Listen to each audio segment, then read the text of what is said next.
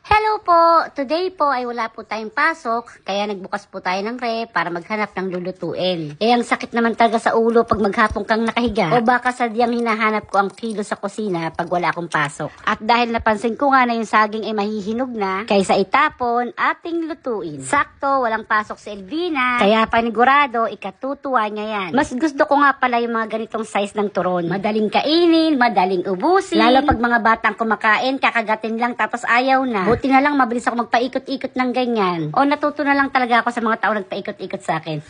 Ang kagandahan naman po pag marunong ka magluto, lalo lang dito ka sa abroad, yung cravings mo, kaya mong gawin. Siyempre, kailangan ng sipag, hindi naman maluluto yan kung nakahilata ka maghapon. Kung sipag lang ang pag-uusapan, lalo na at pagkakakitaan, ay hindi tayo pahuhuli dyan. Hindi naman tayo pinanganak na may gintong kutsara sa bibig. Mukha lang tayong boss, pero sa totoong buhay, tayo ay busabos. Yung pagmamahal po sa kusina, nagsimula po yan siguro ng mga high school po ako. Working student kasi ako, ang una ko pong job is sa Greenwich Pizza. Sampaloc branch sa tapat ng UST, and then napunta rin po ako sa Greenwich ng Star City. After ng Greenwich, nag-work din po ako ng Shakey's Malate. After ng Shakey's, yung final ko po sa Cowboy Grill Mabini. After no, nag-iba na ako ng field. So, sa next kwento na lang yon. At luto na nga ang aming turon. Kung napansin niyo po, hindi po ako naglagay ng asukal doon po sa may mantika kasi nilagyan ko na po siya sa loob ng turon. Natutunan ko po yan nung ako po ay nasa Malaysia. Para po ang spread ng asukal ay equal. So, ito na nga si Elvina, waiting till next time. Ciao!